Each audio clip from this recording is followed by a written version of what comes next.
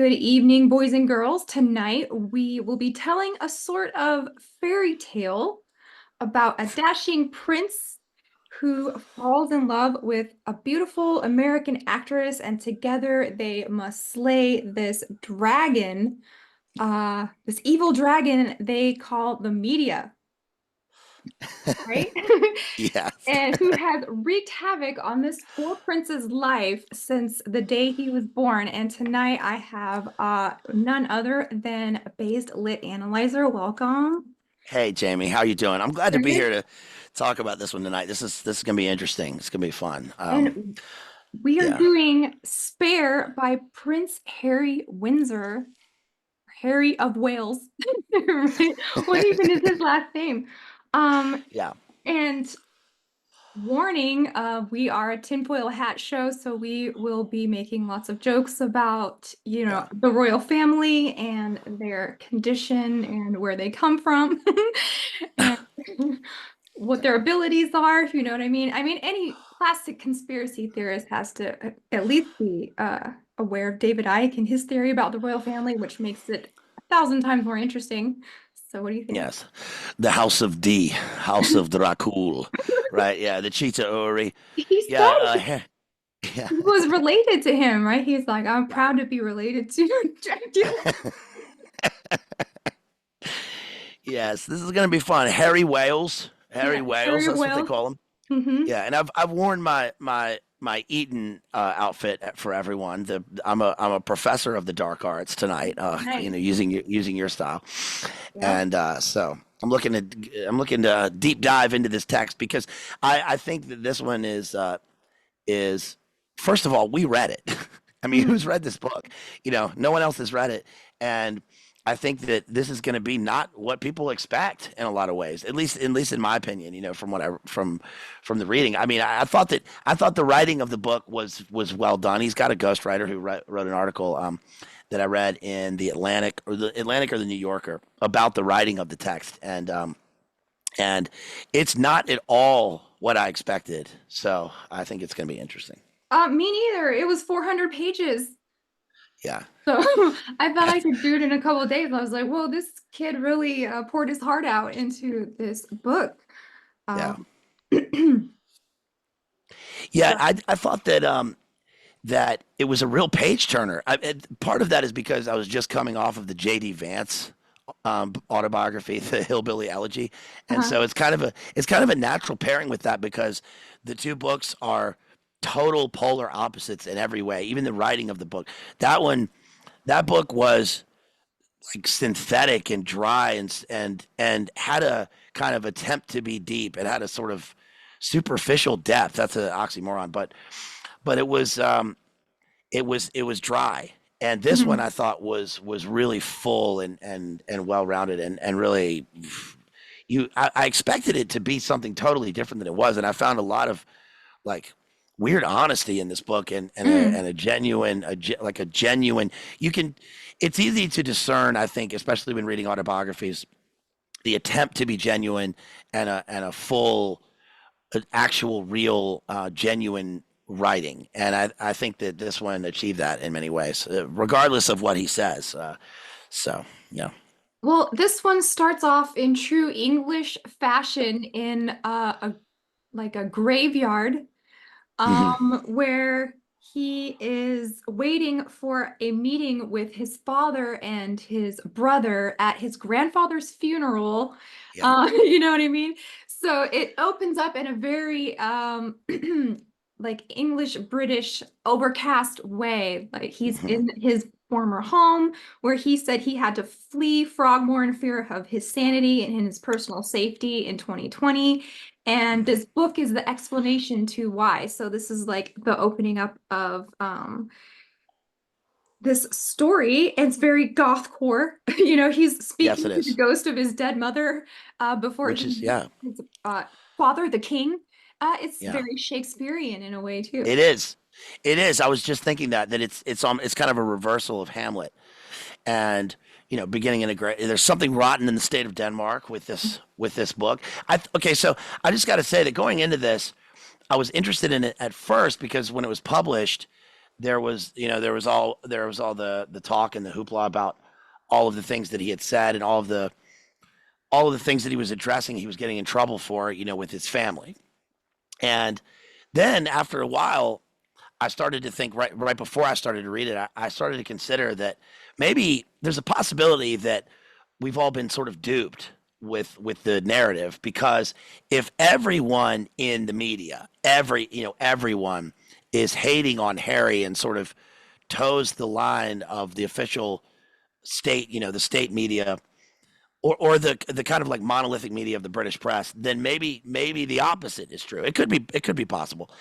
And there's a sort of nuance somewhere in there about what is the outcome that we get from the book, because Mhm. it's like not everything you would expect. You would you know on the one hand, there's a big media push, especially around the time of the marriage to Meghan Markle and then the move to America. And we get all this stuff about him living in California and trying to get funding for his stuff. Then he's got the Netflix and the Oprah interview, all this really cringe stuff. But what I got from the book was that there's a case to be made for the fact that the obviously the British media at times toes the line for the monarchy in terms of the head of the head of state, Mhm. right? So everything Queen Elizabeth does, and then we have the Diana thing, and that's sort of there's some nuance in there. But I just today in the news I saw a thing about you constantly see updates from like Interview magazine and sort of hot entertainment rags that the obvious narrative is that that Harry and Meghan may split up and the marriage is on the rocks, and what you get throughout the book is a series of events where he addresses the fact that this is what the media said and the Mhm. reality was totally different. And there's a case to be made that a lot of those things are valid, what he says, because he never speaks, for one. He never really does. And now he speaks. And every time we hear him speak now, it's with his wife, and it's, oh, Beyonce called, oh, lovely, and that sucks. Yeah. Um, but also, like, I think it's important for people to remember that this is a real guy. I mean, he's a real person, that he's a Yeah. real human being, and that Or he's half lived a of them. life. Yeah, yeah, yes. The other half is a dragon, and that he's lived a life, Hey, that would and make so much more sense why they had to flee in terror. I mean, yeah, yeah, yeah. Maybe King Charles III, the perennialist, the ghoul, uh, is one of the reasons that he left, and that I could see throughout the book, because he doesn't get to Megan until much later in the book, but I could see that throughout the book that he was getting up to a point where he was going to meet this woman, and regardless of whatever she's like or however she's portrayed, just leave that out. I knew that this was the woman or the type of woman that he was going to end up with, mhm, because it allowed him a way to get out and to go as far away as possible. But he's still a prince. mhm. I mean, he never in the book says like, "Oh, I wish I wasn't a royal," but he's still a prince. But it allows him to get out, and he clearly in the book, like he clearly loves her. Mhm. So I think it's an interesting. It's really it's also extremely tragic. The book is really tragic. How he talks about his mother. And it definitely gets weird at times, but Yeah. um, but it's tragic with him and his friends, and you know, people. It's not like he wants sympathy for being a celebrity and, oh, I wish I could live a normal life. It's like there's this thing that he lives in, and he's like, I didn't know what the coverage was because we weren't allowed to tell. We have everything in the world, but I'm Mhm. not allowed television. And my dad won't hug me because he says, oh, I need to go hug Teddy, who's the teddy bear that he carries around everywhere, and he's a Yeah. he's an old man. I mean, it's just weird. Yes. Okay. So the book does a really good job of conveying to the reader the weight of the responsibility of being a royal and like what actually is the job of a royal to be. And it is a very stifling, um, like at one point he described it like a human zoo, Hmm. right? Your Yeah, entire life is to be on display. It's meant to be living some kind of way. And this plays a big part. He's going through PTSD, we'll find out. yeah, So yeah, when they open up at the scene of the death of Prince Philip, who he said Hmm. embraced life, right? Grandpa embraced life. Yeah, I'm like, isn't this the guy who said he wanted to come back as a virus? yeah, Or yeah, yes. I would come back as a virus. yeah. So then he starts reminiscing about his mom and saying that, his mother was a princess named after a goddess, but she acted more like an icon or a saint. So she's like this bridge between this stuffy, royal, unrelatable people to the masses. And the bridge was obviously, Princess Diana, and a lot of that transferred over to the boys.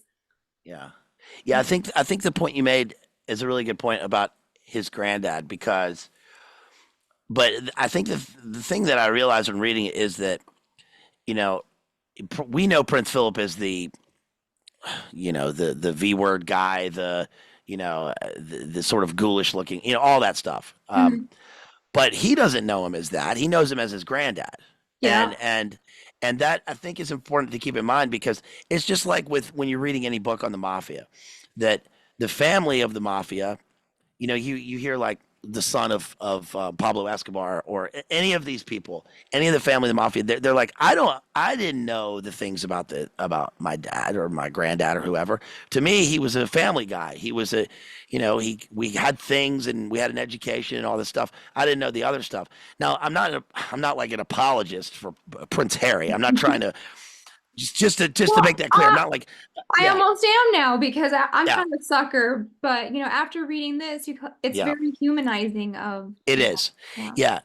Yeah, you're right. I mean, I'm not like towing the line from Prince Harry or trying to make a case that no, he was right. I mean, I think it's nuanced, and I think it's important to look at people as human beings or the words that they write, within the book, and just to consider that maybe there's a weird sort of middle ground or some other thing that we haven't looked at with this. But like you said, I mean, I also was really swayed by this book. I was really swayed by his honesty. I mean, another thing he says is like, I went to Eton and Mhm. it's where all the princes went, and my brother went there. I went there with my brother, who's the next in line for the throne, and I never saw him, because Oh, he wanted to be with the older guys. yeah. And also, he's like, just to make things clear, I'm kind of a dumbass. Like, I can barely read.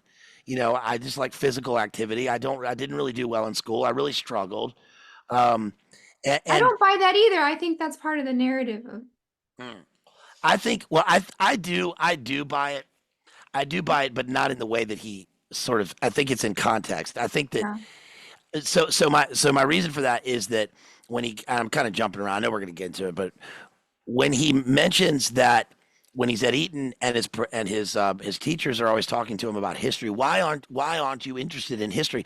And he's like I'm not interested in history because every time we read about history, it's about somebody I was related to, Mhm. and everything they did and resulted in bloodshed, misery, Mhm. and my mom's gone, and there's a war going on. It seems to be because of us, and I just don't really. I'm not interested in that, and Mhm. it wouldn't, and it may not be for everybody that any royal that would think like that, but it is for him because he went through the thing with his mom and he saw what happened to his mom, and so Mhm. that he doesn't want to read about anything like that, and he just wants to go play sports and stuff. So I understand. I kind of understand what he's saying, I guess. Well, he seems like a sweet person who was neglected in a lot of ways. He's the Yeah. spare. So this whole narrative is revolving around that, he's just there to support this institution by supporting his brother, even down to if his brother needs like an organ or some kind of Yes. blood, or like he's like, you're literally like the spare.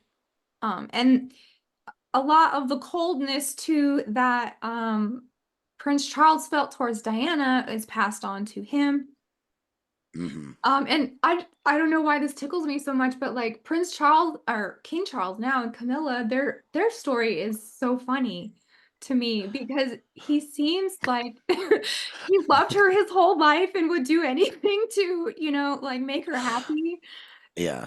Like, I love the part where he says, my father was bullied relentlessly when he was sent off to school because he had these ears that needed to be pinned back, and my Mhm. and Granny, Queen Elizabeth II, sent him off to school to make him a man. And when he got there, all they did was because the way he puts it is like as soon as he gets there, it's in Britain with the monarchy, it's not like he goes to school, he's a kid, and everybody's like bowing down to him. It's like they're Mhm. also all royals and nobles Mhm. and wealthy boys.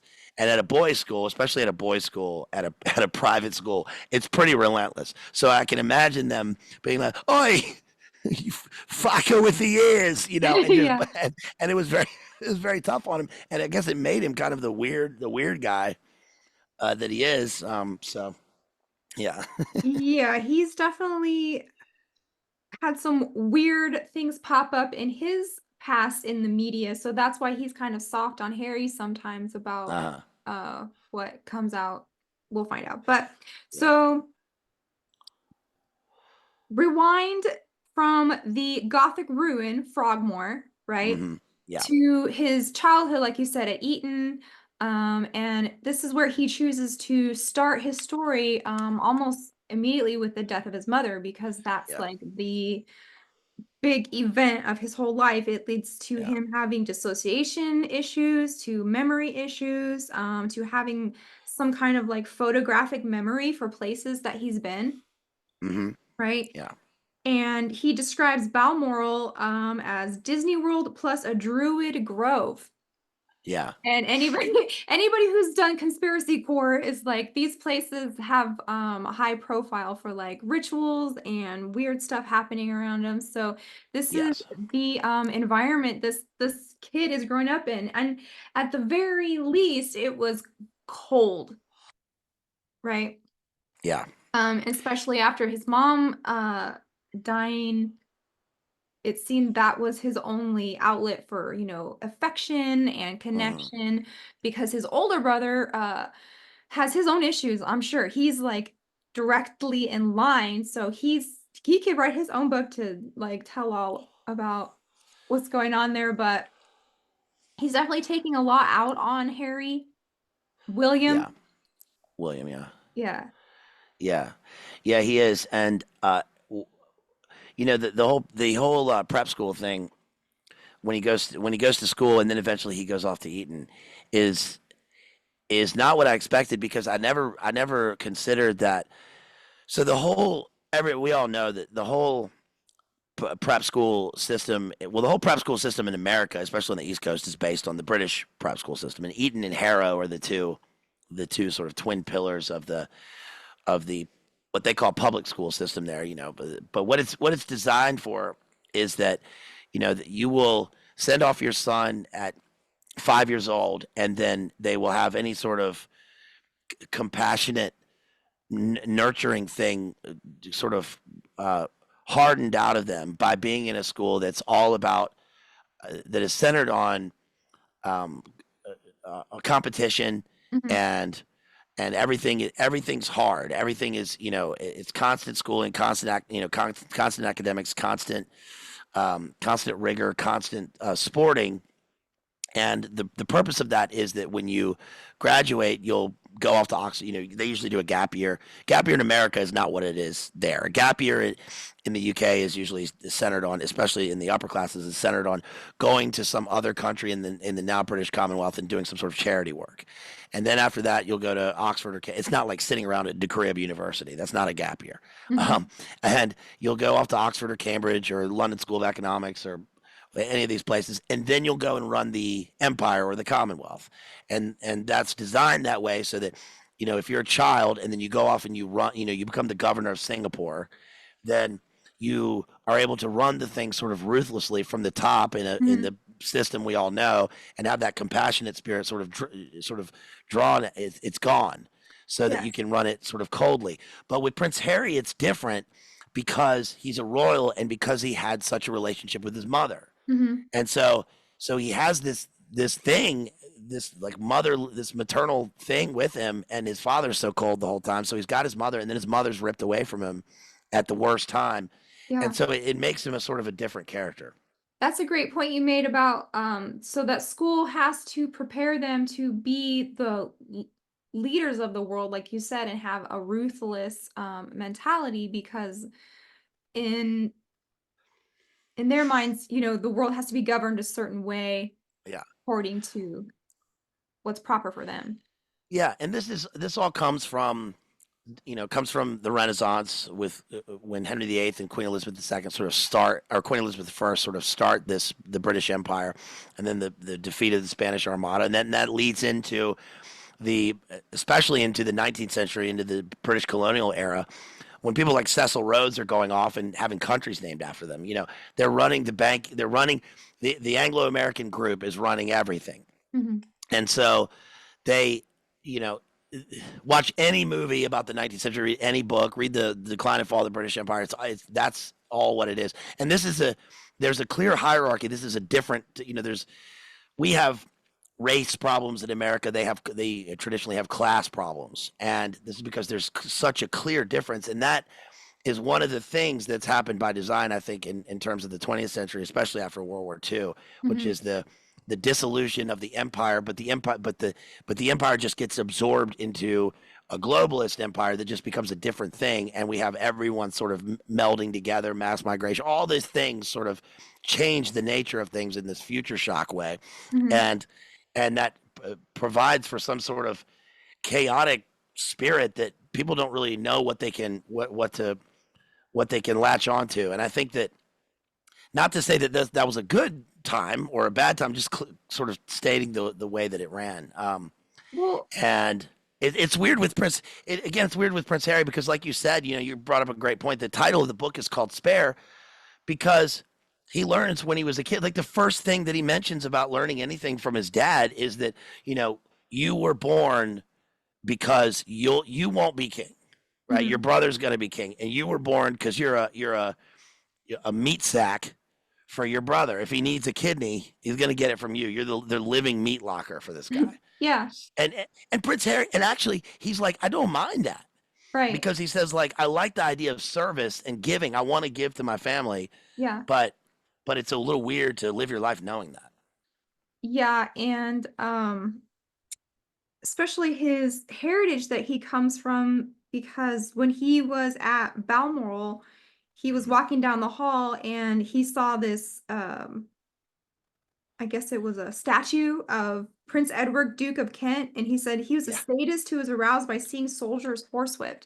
So yeah, he's got the all of the stories of everything bad or good that everybody ever did that was in his family tree, he has to hear about in his public knowledge, even yeah, down to today where the paparazzi or what he calls the paps is the bane of his existence and what he blames for his mother's death, right? yeah. Even his namesake. I mean, he talks about Harry. Harry is Hal, who later becomes Henry V, and he Mhm. says even his namesake was he says something like he was a guy who was exiled from his land and then came back with a thirst for vengeance and bloodshed, which I can understand. It's crazy. Yeah. And his childhood experiences are nothing like, a normal I mean, his granny it's funny how he calls Queen Elizabeth II granny. He Hmm. calls, the queen mother Gan Gan, or Uh huh. right? He calls his Yeah. brother Willy, not Yeah. William. Hmm. And his dad is Pa, Yeah. right? So Yeah. they're very familial, comfortable terms that he's referring to these people, even though the relationships are not reflecting that, but that's what he wanted to feel. Yeah. Yeah. I was in Northern Ireland for two of the Jubilees, and also I was there for the Queen Mother. Yeah, the Queen Mother's, was it like she lived to be like 102. I think I was there at her 90th birthday, the Queen Mother. Oh, wow. We were Yeah, there. who was also Elizabeth, by the way. People don't realize that. Right. Yeah. We Mhm. we were there the week of Prince Harry and Meghan's wedding, actually. That was happening when we went to AV9 or Uh huh. whatever that was. Yeah. So I tell you? Did I tell you I saw the Queen? where? I saw her at at school at I went to Queen's University in Belfast, and one night my friend and I we were walking through. You walk through the campus, the urban campus. We walked through the campus, through the quad, and we're going to walk through the main. It's called the Lanyon Building. We were going to walk through, and Uh, there was a security guard standing there, and he goes, "Right, boys, what about you? You can't go through here." And we were like, "Why not?" He goes, "Queen's in there," and we were like, "What?" And he goes, "Right." She's right there. Take a look. And I looked through the window, and she was standing like 7 feet away inside the building, right there. She was at a cocktail party for the opening of the Narnia movie because oh, C.S. Lewis what? was from was from Northern Ireland, so she was right there. And did I tell you? I shook hands with Prince Charles. Did I tell you this? No, when? Yes. So I was walking to class one time. We had these people come all the time because of the Good Friday Agreement and the peace process that was sort of still happening. There were still troubles in Northern Ireland, and they had peace summits and things with the war on terror Hmm. at school all the time. So I was walking to school, and they had it blocked off, and they don't announce these things, but I was about to walk through the main building, and I looked and I saw like a shock of white hair getting out of a Jaguar, and it was Bill Clinton and Tony Blair was there. And then at the end of it, I was leaving class, and Prince Charles, instead of getting in his car, walked up to the line of people and just shook hands with all of us standing there. I just stuck Whoa. out my hand. Yeah, and he shook hands, and he was very tall. He had on a nice, Uh-huh. nice tweed suit. He had a poppy flower, Did he and make you?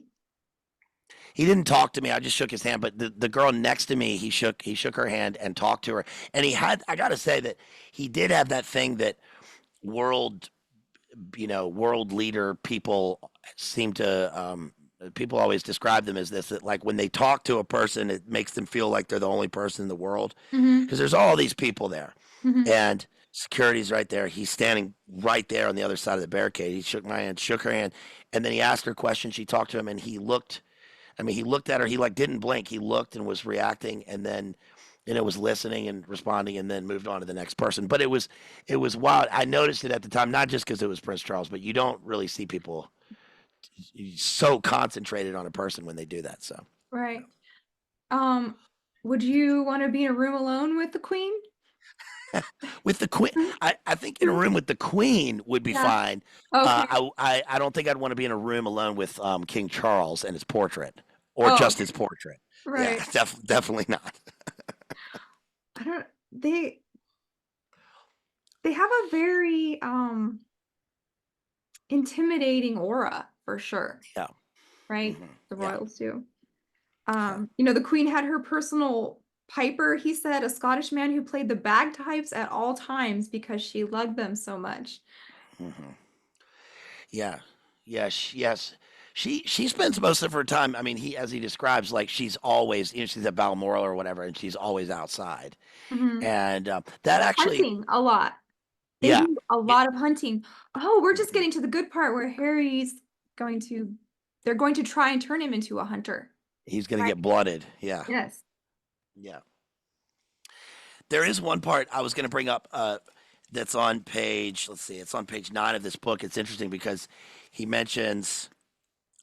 Let's see. He mentions the Morning Star. Um, what does he say? He talks about Oh, I know what you're talking. Arundel. Yeah, he Hmm. talks about Arundel and the Morning Star. Um, and yeah, and the part about the teddy bear.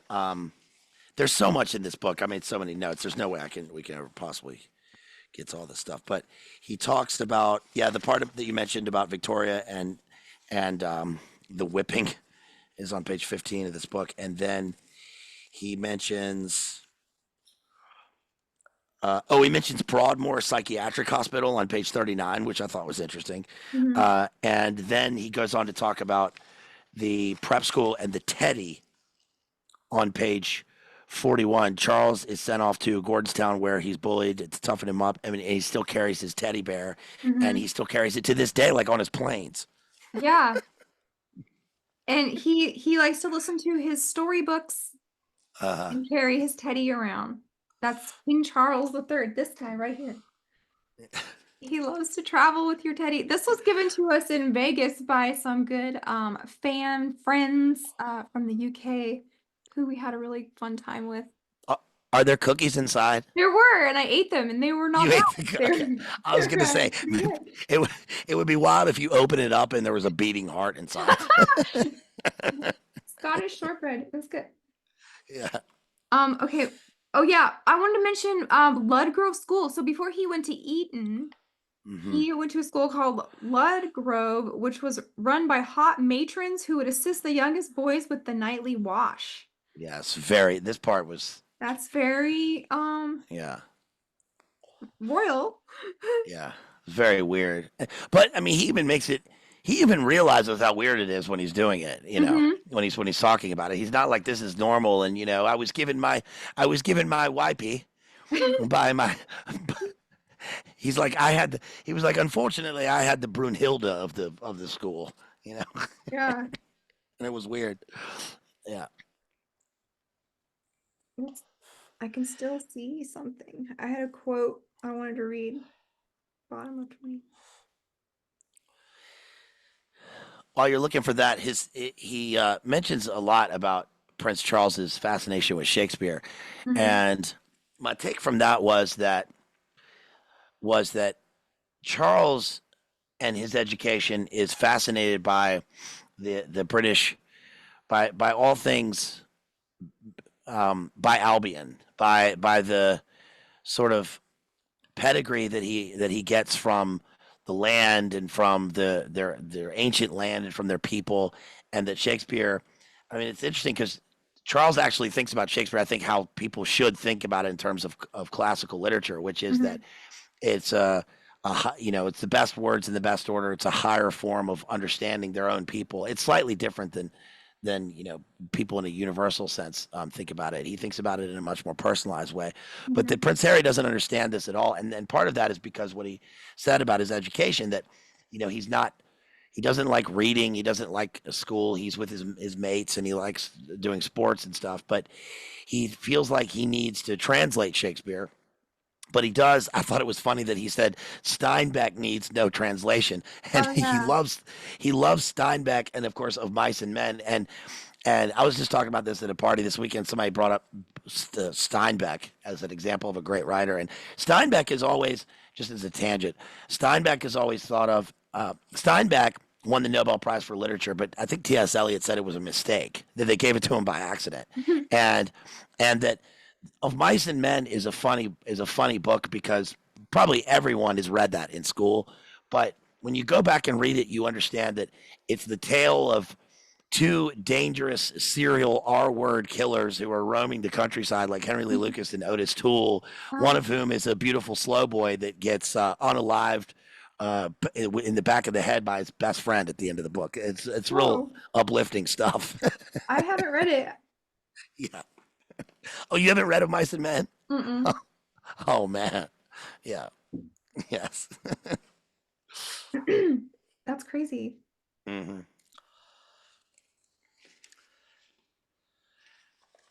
The blooding and the blooding is on page Oh probably on yeah. Okay, page so 59. I found it right here. He says, talking about the girls that help him bathe, I can still see the long row of white bats, each with a Mm-hmm. boy reclining like a little pharaoh, awaiting his personalized hair washing. For older Yeah. boys who'd reached puberty, there was two tubs in a separate room behind a yellow door. Hmm. So yeah, these are special, posh, tip-top, elite boys, Yeah. pampered boys. And yeah, like you said, he was already thinking like this is kind of weird. And I've thought that about royalty too, because they have some interesting, like you've heard of the groom of the stool in those stories. Yeah. Like, is that Yeah. real? That's real, right? I don't know. I Oh, don't think that's real. I think okay. I know it's real in there's a movie called The Last Emperor by Uh-huh. Bernardo Bertolucci where that happens in the film. But that's Asiatic, I'm not sure Okay. that's Maybe. probably it probably I don't maybe it is. I don't know. Well, That's how come gnarly, they have dude. so much lice going around? Yeah. Did you see Uh that? yeah, I don't know, probably because all the boys are together, in this Oh. in the they're all, all together in the dorm, I suppose. I don't know. The strangest That's thing weird. I read about that was they had these things called grub days, Tuesday, Thursday, Saturday, Mhm. where they get piles of candy for some reason. What do you think of that? Yeah, well, that's normal for sweets for British children to live on sweets. They're obsessed with Cadbury's and sweets. Kind of Really? like in America, kids are obsessed with going across the street and getting Takis and hot fries. Uh-huh. In England, it's all Cadbury's and sweets. Okay. Yeah, yeah. Maybe that's the what replaces the mother We're thing. sorry your parents don't love you and they put you in this Yeah, horrible institutional school. right. Here's But you some get some piles of Cadbury's, candy. Yeah, right? grub days. Hmm. Man. Okay, so yeah, like you said, he tried to get into Shakespeare, but Hamlet hit too close to home. He Yeah, said, uh, yeah. because this is his, like you said, his legacy. They're talking about his lineage and everything. He is still stuck in denial about his mom's death. So uh, at the beginning, he thought that when he first heard, he was like, maybe she did this to get away from the paparazzi. Yeah. Maybe she's in hiding and she'll come get us, and this is all like a trick. And he doesn't resolve this for many, many, many years. Like he thinks maybe she's alive somewhere and just won't come out Hmm. because of the paparazzi stalking her. Yeah. On the one hand, it's kind of a conspiracy world thing, that the guy who gets unalived or whatever is still living on a different island somewhere. Maybe they're not gone. They fake their own death. They're a Machiavellian character or something. On the other hand, you can. I think this is his way of processing a normal human thing, which is that you are around somebody all the time and you love them, but part of the rite of passage. I mean, I guess from a guy's perspective, I mean, I think this is a universal human thing, but that you first come to realize you go from innocence into experience in the Blakean sense when you understand that death exists. That people die. Like Hmm. it's like when you're 5 years old and you go to a family member's funeral, you don't understand. Like when I was five and I'm like riding a big wheel around the backyard, like I don't understand. But when Hmm. you get to be a little bit older, you all of a sudden the person that you've been around or that you love is just gone. It's like the earth just opened up and swallowed them. And the problem with him is that nobody will ever talk about it. And other people are still talking about it, but he can't even get that because he's not allowed a television. Hmm. Um, so I thought that was pretty wild. He comes back to a bookend on this when he talks about his experience in counterterrorism and escape and evasion training when he's in England. There's like a particularly gnarly episode of remember when they kidnap him? Yes. So there are times in his life where he's definitely going through very traumatic scenarios, initiations of sorts. Mm, yeah, Like the first time he killed a rabbit, their nanny named Tiggy smeared the blood on his cheeks and nose and said, "Now you are blooded," yeah, right? yeah, yeah, And yeah, so they were fostering this hunter in him. He was a scrapper who would see the red mist and lose control. So after the death of his yeah, mom, he developed these anger issues, bottling up questions and obviously being neglected, being scorned by his brother who said, like you said, if when we go to the same school, don't talk to me. Like I don't want to yeah, even act like I know you. yeah, yeah. I talked to I didn't have an older sibling, so I mentioned that to my mom when I was talking to her, and she said, "Well, that's normal," because she had an older sister, and Yeah. she's like, "Well, that's normal. Your older sibling doesn't thinks you're not cool and don't want to hang out with you." Um, Yeah. so that's weird, but it's different from how he's portrayed in the media. That they're besties and they're always together and stuff. So Hmm. yeah, Um, so yeah, so the he's blooded after he kills a rabbit, and then he kills his first stag, and the hunting guide pushes his face inside the carcass until he can't breathe, and mm, then pulled him out and told him to let it dry on his face. yeah, So there's things happening throughout his life that we'll find out in the end. He's asking this question, and I'm gonna quote it when we get there, but he's like, "Am I in a death cult? Like, is my mm, family obsessed with death and dying?" yeah, Which is a yeah. very This druidic, like, circle of life type of, the death is life and life is death, and yeah. Yeah, it's the juridical thing is weird because we all probably remember the funeral of Queen Elizabeth II when the druidic priest came out and breaks the wand, the breaking of the wand ritual, and places it on top of of the casket, on top of the British flag. Yeah. And the white hart and the stag are definitely symbols. I mean, that's in like Robert Graves is the white goddess. And it becomes a Celtic symbol. And like look at remember in Skyfall. Remember when he goes to the estate and there's a Jachin and Boaz twin pillars with stags atop Hmm. the pillars, and so it's kind of a symbol. The stag represents a kind of symbol of nobility in nature, and but the thing about pressing his face into the carcass, I'd never heard that before. Well, he's also got this kind of like death wish, not death wish, but kind of a morbid, like I don't care what happens to me now. Hmm. After his mom died, and just kind of bumping into people because he is not getting the physical touch that he needs. He will start fights just to feel somebody punching him at least, Yeah, right? yeah, And so I yes. said, let's read some paragraphs on page 60. Hmm. Read three paragraphs as my face dried. As my face dried, my stomach settled. So this is when he pushed his face into the carcass. Mm, I felt okay. swelling pride. I'd been good to that stag, as I'd been taught. One shot clean through the heart. Besides being painless, the instant kill had preserved the meat. Had I merely wounded him or let him get a glimpse of us, his heart would have raced, his blood would have filled with adrenaline, his steaks and fillets would have been inedible. This blood on my face contained no adrenaline, a credit to my marksmanship. I'd also been good to nature. Managing their numbers meant saving the deer population as a whole, ensuring they'd have enough food for winter. Now, this is going to play into their ideas also about how to manage populations of people, right? That's true. Yeah, Um, yeah. Finally, I'd been good to the community. A big stag in the larder meant plenty of good meat for those living at Balmoral. These Hmm. virtues had been preached to me from an early age. But now I'd lived them, I felt them on my face. I wasn't religious, but this blood facial was to me baptismal. Paul was deeply religious. He prayed every night, but now in this moment, I too felt close to God. If you love nature, Paul said, you had to know when to leave it alone and when to manage it. Managing meant calling, calling meant killing. It was all a form of worship. Mm, yeah. So this plays into the conservationist efforts of obviously the Prince Philip and King Charles, and also Harry, not Henry. Uh-huh. Harry makes several visits to Africa under the He is Henry. He's Harry, but his name is Henry. Harry is a nickname for Henry. Just oh like when he was a kid, he would be Hal. Yeah. oh So he would be okay. King Henry. Yeah. He would be Henry. I So guess he would be He would be Henry the Ninth if he were the king. oh okay. Yeah. That'd be kind of cool. Huh. Yeah. And of course, people.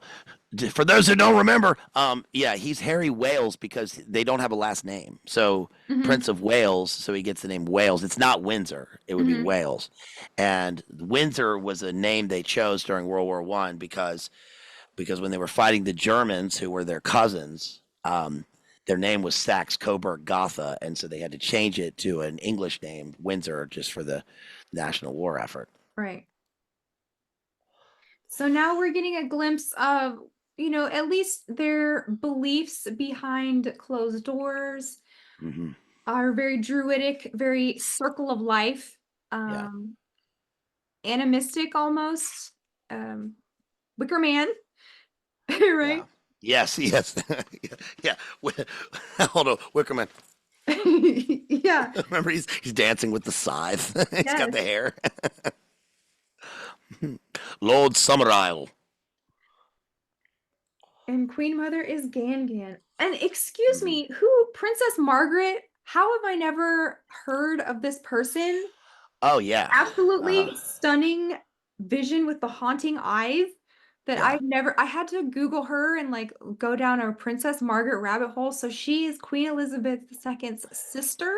yes, yeah. Okay, younger sister, right? Younger sister, yeah, So she's uh like the Harry equivalent. yeah, sort of. I mean, so Elizabeth was born in 1926. I know that because my grandmother was born the same year, and then she became queen in 1952. And then Prince Margaret was her younger sister. Now Prince Margaret was the black sheep of the family, and most famously with Queen Margaret. I remember reading about her because in the book Hammer of the Gods about Led Zeppelin, um, there was an incident in the 70s. This was pretty famous where uh, the Led Zeppelin's tour management, their roadies, started to hire gangsters, and one of them was this guy John Bindon, who was a notorious London gangster, and he apparently had an affair with Princess Margaret, and then she went off to Jamaica because Jamaica is part of the British Commonwealth. She went off to Jamaica and had some sort of sexual tryst, and there were photographs of it, and this was leaked, and they were in a. This was a. There's a movie about this with Jason Statham. Also, they were in a safety deposit box that a bunch of guys robbed the bank, and they happened to come across the photos. So MI5 got involved Mm-hmm. because it was a compromising material. Mm-hmm. But she was very famous, and we often don't hear about some of these people because once they become, I mean, people don't realize like that Queen Elizabeth's husband was not king. He was Prince Philip, but they were cousins, but he was also part of the Greek monarchy, but he was still English, because the royals marry each other, Mm-hmm. and that, and also that let's see that well that Prince Charles has siblings. He's got a of course we know the notorious one Yeah. who's mentioned one time in the book. Yeah, and his wife was Fergie. People might, if they're older, they might remember the Rebecca Ferguson. Mm-hmm. That was Prince Andrew's wife. There's another one too. I think he's got another brother. So Yeah. Elizabeth is shadowing over Princess Margaret.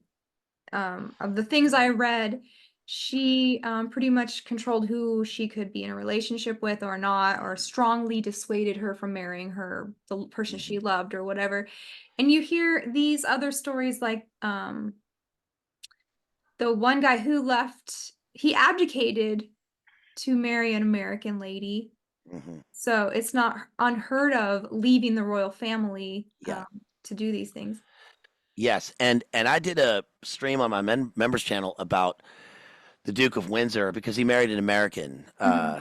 and like you just said, and he abdicated, and that's why his brother became the king's. Everyone probably knows the King's Speech. That was Elizabeth's father, and then the war effort happened. But when the Duke of Windsor went off, he had a house in the Bahamas, and I did a whole stream on one of the most famous murder cases in the Bahamas was this guy Harry Oakes. He was an American billionaire, and he was murdered in the Bahamas. And the implication was that the Duke of Windsor was implicated in the murder, if not was part. He didn't do it, but he may have been part of it, and that was Hmm. because of the ties in with the financing of the country in the middle of Germany that started the two things. Hmm.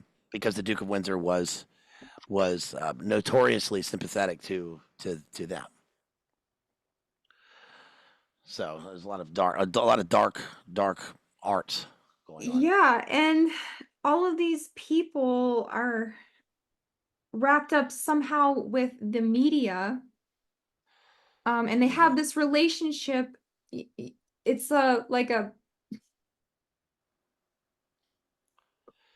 two parasites on each other or Hmm. something. It's kind of crazy. It's like a symbiotic parasitical thing. The media and the Yeah, royals, they need each other, or they wouldn't be able to do what they do, right? yeah. One of the reasons for that is, and he actually realizes this later on. One of the reasons for that is because the media also drives interest in the royal family and the monarchy, which drives tourism, Hmm. which is one of the just the surface level money makers. I mean, if you go to London, I mean, you guys went. I mean, when you go to London, you mostly hear American accents, or at least you did when I lived there. I mean, it was very few Londoners that you would hear on the tube, unless you go to the East End or whatever. It's mostly it's mostly Americans who want to go and look at London Bridge. Oh, I want to see London Bridge. Yeah, I want yeah. to go there and see the tower. You know, Let's see and the by the crown but jewels. yeah, which by the way, people don't know that London Bridge is not what they're looking at. It's Tower Bridge. That's Right. different from London Bridge. But that's the I same as heard when you go to something weird. Was that in this book that they used blood in the bricks on that I don't Tower Bridge? I think he did say that. Anyways, we'll go. Well, I mean the tower, the Tower of London probably, but the Tower of London had heads on it. For Mhm. hundreds of years, they would always put the heads of traitors on the or whatever on the tower. But that's like when people go to Ireland, and they say, "I'm Irish. Mm, Yeah, we're coming here because I'm Irish." And it's like, who? Oh, your dad? And they're like, no, my great great great great great grandfather. Okay, yeah. yeah, but it drives tourism. So speaking of media and like guffaws, he is kind of famous for those. Yes, And one of the earliest ones was him in his NAZI yes, uniform, yeah. I remember right? this at the time. Yeah, yeah, yeah. And oh, and he's talking about a fancy dress party where William wore a feline skin tight leotard with a springy, bouncy tail like Tigger. Okay, why is the future king of England wearing furry stuff with bouncy tail? And this is the party that Harry has to like find a costume for real fast. And Yeah. so he goes with, old tiny mustache man. Hey, at least he went is the total opposite of William, right? At least he went in a military uniform, I guess. Yeah, you could. Yeah, So they sent him to talk to a rabbi after this yeah, uh yeah, yes, debacle, yes, yes. so he could learn some cultural sensitivity or Yeah. make him feel worse. I don't know. He already felt like really bad. So then he's like, now we're in the time where he's in the army. So he graduated, he's out of that weird school with all the hot um nursemaids. He's out of Eton, where he was ignored by William. He's doesn't know what to do with his life because all he's supposed to do is just like be a spare part. So Hmm. like, I guess I'll go in the army, which that's kind of defeating the purpose of preserving him, but okay. Yeah, Um, yeah. That becomes he- that becomes one of his things. That he wants to just this is I'm just going off the text here, people. That he wants to serve, and there is a war going on that they're heavily involved in, and he wants to do it, but he's not allowed to do it too much. right. Right, and that's sort of one of the things that sort of drives him crazy because there's a military tradition amongst royalty, and the last royal to die in battle was Richard III, whose bones they found, by the way, under a parking lot, like in the last it was like 10 years ago or Oh something. wow. Um, a horse, my kingdom for a horse, Hmm. and so he wants to go do this, but like you said, he thinks about university. I thought it was funny that he considered Bristol to go to because I lived in Bristol for 2 years. I went to drama school there. But while I was there, Tony Blair's son was there, and he was always out. And I remember he got arrested one time. He was a notorious pub crawler in Bristol. So I think Harry probably considered that as a good place to go. That would be fun. But he ends Yeah. up not going. Yeah. Well, the way he talks about it, he's just kind of like, a nice bloke who hangs out with his mates sometimes. He didn't Yeah. really paint himself as a hard partier like the media did Yeah. because he Okay. was, yeah. Well, I was going to say, so I thought this was one of the most interesting things in the book, and this right here is what sort of humanized him for me. Probably this incident alone is when he says that he's approached by the media's hounding him. They're painting him as a drug addict, Mhm. and then his family starts getting on him, and then his minder says, "We need you to go to rehab," and he says he doesn't need to go to rehab. He's not a drug addict and all this stuff, and that he has to talk about how he doesn't smoke pot. And then in the next paragraph he says, "Of course I was smoking pot. I loved it." Yeah. You know, Yeah. but I couldn't portray myself that way. I couldn't let my dad know this, which is kind of a teenage thing. Mhm. Um, but you can also tell that he's a sort of an unreliable narrator here because even though he is extremely honest about a lot of the stuff, he's honest about like his drug use and his drinking and all that stuff. Um, he's also it's also what goes unspoken in the book that I think is important because he doesn't want to implicate his friends, and it's also a kind of it's like any teenage boy who gets in trouble for something. you want to be careful about not implicating your friends in the thing, Right. and part of that is like denying that the whole thing happened. Yeah. And even though he's older, so it's a little bit unreliable here.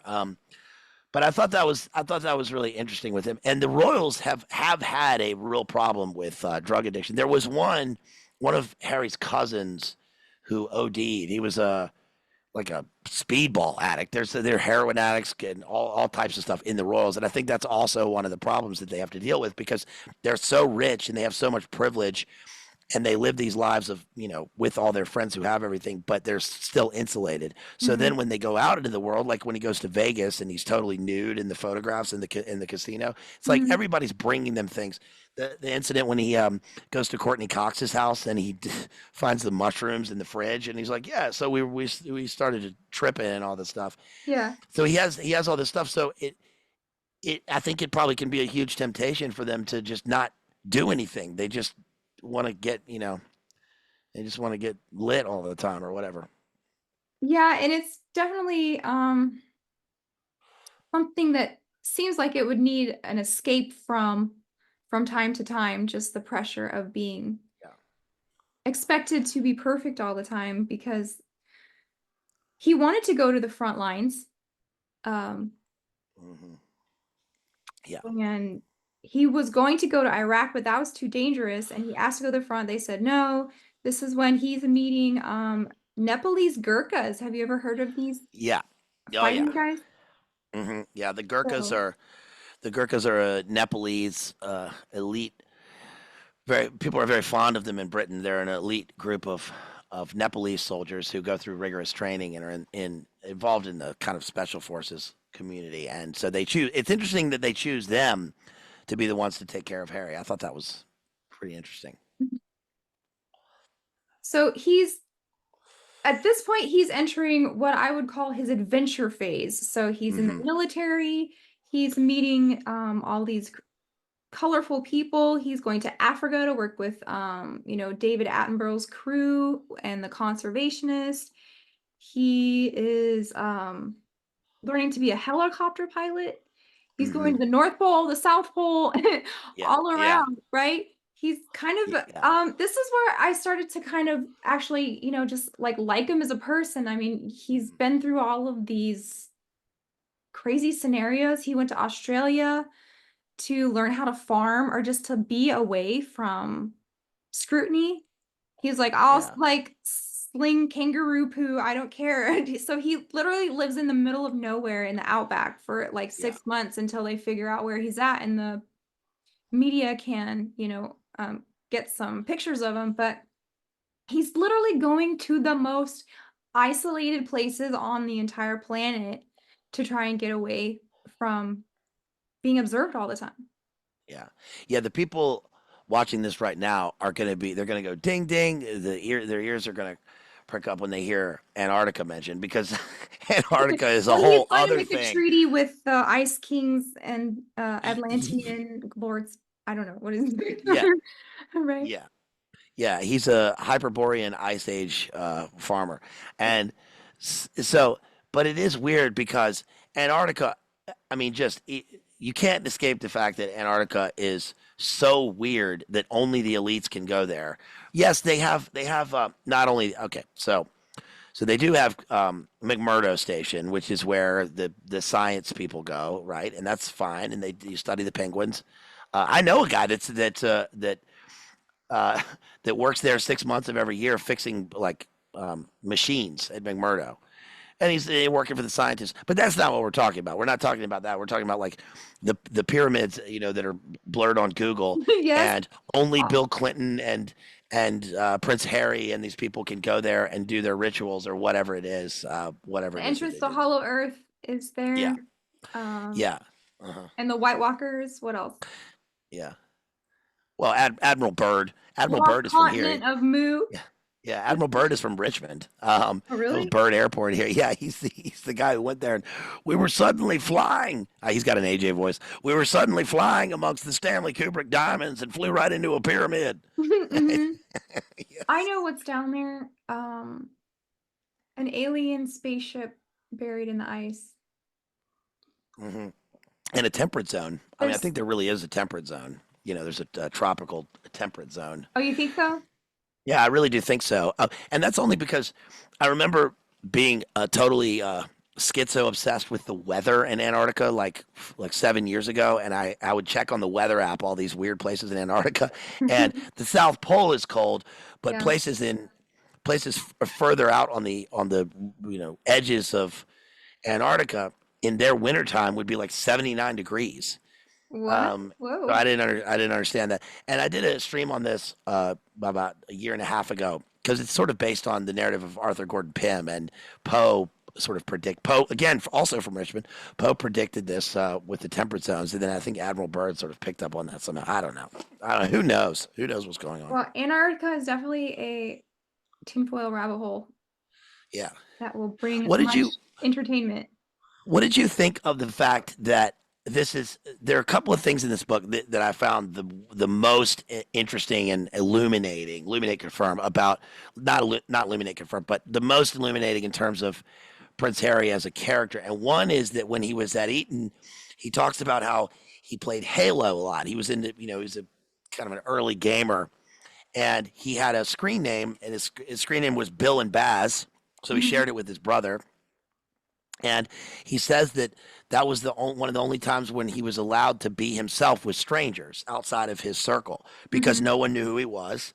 And he has a screen name and he can just play Halo. And then he goes back to that when he's in Afghanistan when he has his call sign. So Mhm. what did you think? What did you think about that? Um, yeah, I think for a person who is continually scrutinized like that, Elvis Presley comes to mind. I mean, look what he might maybe had to do to get away from that kind of attention, right? Yeah, So any type of anonymity you can get is very enjoyable, and you also feel like he if they only knew like they were talking yeah. to a prince right now. Are you talking about hey little chucklehead, my name is Officer Big E. I'm a Yeah. motorcycle rider. Yeah, when he would sneak out of Graceland and arrest people for speeding on Elvis Presley Boulevard and then not give him a ticket, just give him a signed picture and be like, "Don't speed." Yeah. So definitely one of the fun parts about being that famous is when you can be in disguise. So Michael Mhm, Jackson also would do that type of thing. He would dress mhm. up as like a white guy and go to the mall and do Yeah. pranks and hand out Jehovah's Witnesses literature, like as a fat white man. Um, so he's enjoying just being Harry and not Mhm. of Wales. Yeah. Yeah, and the thing you were talking about, having a whole continent, you know, to be yourself away from media scrutiny is something I hadn't really thought about with Harry. I mean, because if you're always in the media eye, if you're Justin Bieber or whatever, and you go to the Anne Frank house and you got a sign, she would have been a believer. I mean, people are going to know who you are. Yeah. But if you can go to, have you ever heard George? Have you ever heard W say his Botswana thing? Mm-mm. He's giving a speech, and in the middle of it, he gives like a programming activation MK Delta code. He goes, "We were in a park in Botswana." Oh, Yeah, but Prince Harry goes to he loves Botswana, yeah. so he can go to a country and have pretty much the whole country to just be himself because there's no media following in there. Like they Hmm. don't know he's there in the first place, and then they're not going to find him in the bush. So I thought that was wild, and that's another example of the fact that he'll make these jokes. He'll make these like turns of phrase in the book where he will talk about he'll say something like it was a king's feast. It was fit for a prince. We had this meal fit for a prince. But the way he writes it in the book is not ironic. He says those things seriously, and I don't think he's aware that he's using a phrase that applies. He's an actual prince, Right. so it's fit for a prince because it's him. But he doesn't realize it. He's just talking. Hmm. And there's no indication. I say that because in the text, like there's no indication that he knows he's using irony when he says it, and it's without hubris. It's sort of like very weirdly humble when he says those things. I don't know. It's really compelling. I think. Well, you can tell that he's striving for some kind of nobility on top of being a royal. He also Yeah. wants to be a good person, right? Hmm. And like give back. And he understands like he has some kind of privilege and that he has influence to maybe um, improve in a very naive way, like, Yeah, but he ties so that like in with his mother. it comes from a sincere place, right? Yeah, it ties that in. He ties that in with his mother and his mother's charities. Norm Macdonald had a good bit about Princess Diana on the Weekend Update. He was like, Princess Diana, who has a landmine charity. She's against landmines. Yeah, because those are there's a problem with convincing people that those are bad, right? Right. It's like, but he gets that from her, I guess. This sort of And spirit of charity.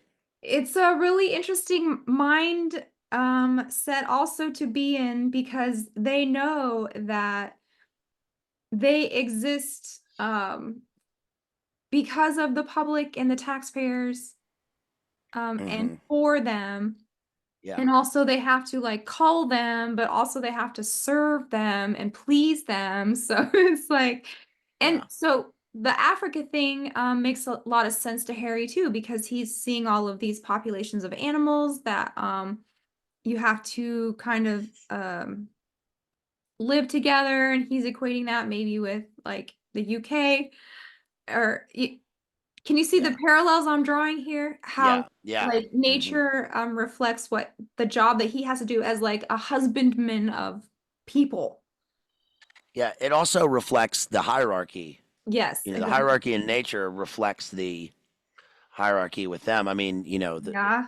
there's a lion on the, I mean, the lion is the royal animal, and he's a royal, and he's in the, he's in the savannah And, and all these places. and there's a predatory aspect to that too. Yeah, there is. Yeah, yeah, it's very weird. I mean, that I find myself like talking about the book like this. I'm aware that when I'm discussing the book like this, and as I was reading it, that I was completely shocked by how I felt about it. Now, look, to be fair, all of this whole thing could be some sort of media operation. This whole book. I was thinking that too. I'm like, you're such a sucker. Why do you like them? Yeah, And yeah, like exactly. now I'm Team Yeah, Harry and Meghan. I'm like, wait a yeah, second. yeah. If I was duped Yeah. before, now I feel super duped because of this. I Yeah. mean, but I don't think that. I think the way to discern these things in any area that we come across is to find the consistency with the things and the other things that match up, and Mhm. so the patterns, I'm a pattern noticer. I'm a noticer. I've been noticing things for like at least 20 years. I mean, no, is what shouts out to Rachel, based homeschool mom, because she said that in an interview that I was watching. She said, no, it was on David Patrick Harris. She said, I'm a noticer. I've been noticing things for at least 20 years. And I thought that was funny because we're the same age. But anyway, no, you notice the patterns and consistency, and the fact that if I continuously I do literary analysis, and I'm reading a book here, and so what I notice about the book is that it's ghost written. Nobody, that's not edgy, that that's it's obviously ghost written. He says he himself he can barely read and write, which is Right. It's it's too hyperbolic. eloquent to be Yeah. written by his own. But the way that it's written, though, is clearly the book is almost all conversational sentence fragments.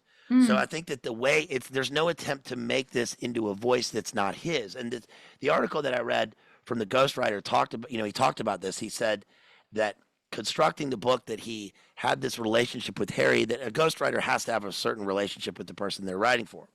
And you have to get their cadence down. You have to understand their sort of way of thinking, the patterns and the way that they think, and that over time, after like millions of Zoom calls and millions of conversations and millions of spending, time spending, you get to love them and hate them, and you have arguments and stuff. But the way the text is written has to be authentic for the way that the person speaks, and you Mhm. can't sort of make that whole thing up if it's false. People will see through that. Mm. So I think that the thing with this is that people have not seen.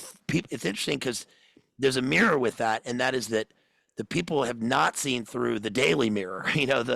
The media rags that are continuously saying insider information. One of Harry's close friends says this, and it just seems now you sort of realize at some point that it's like that's all that could all be made up. That's just to sell magazines or push a narrative or push a globalist agenda or push it whatever.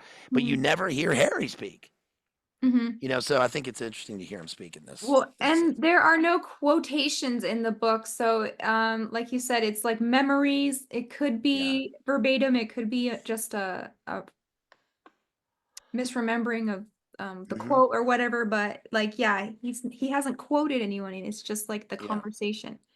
Yeah. Meanwhile, on page 77, Harry does blow. That's not even the most interesting thing. I mean, Yeah. he's trekking to like the North Pole with some veterans that have lost limbs, and Yeah.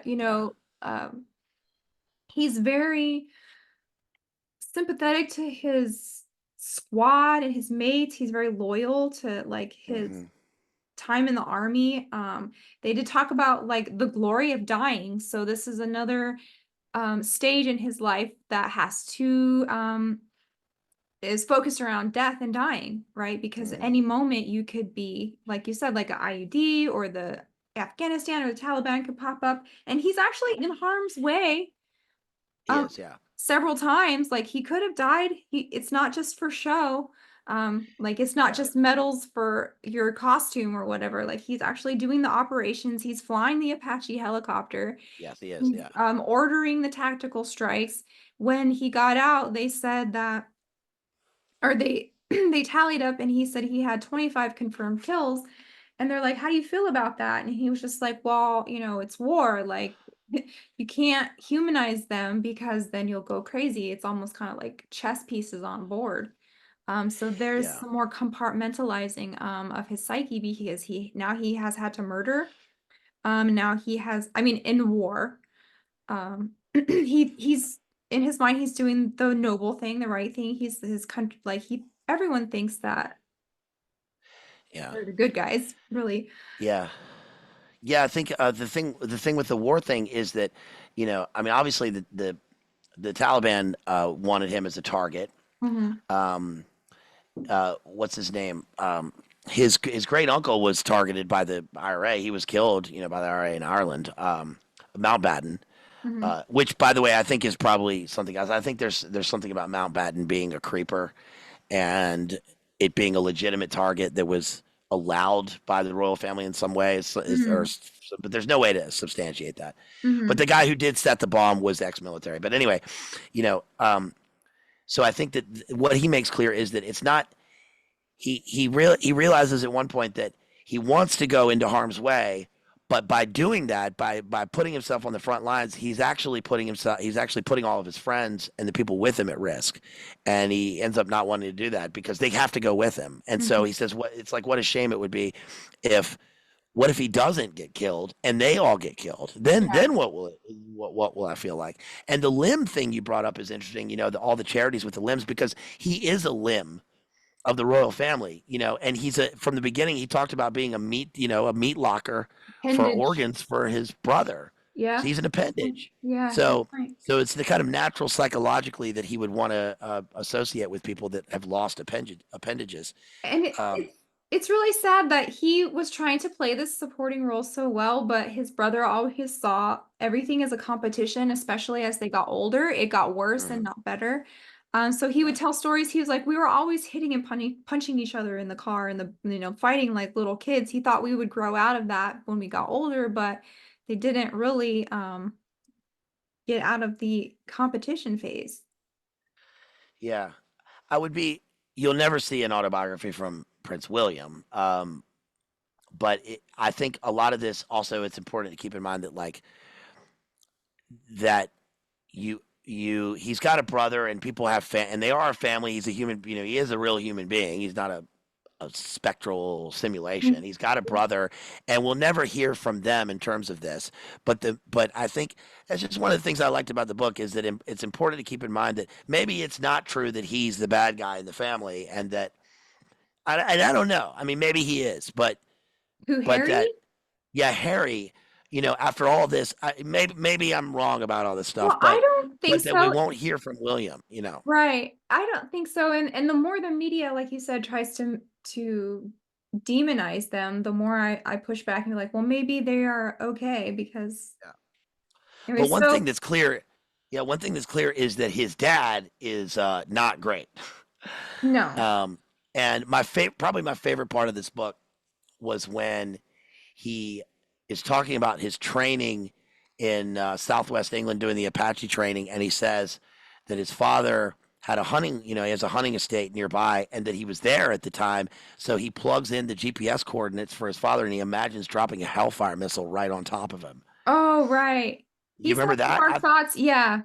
Yes, he's having dark thoughts. And two examples that you brought up, by the way, of things that I had a misconception about before I read this. One was the red mist, and the other was the KILL count.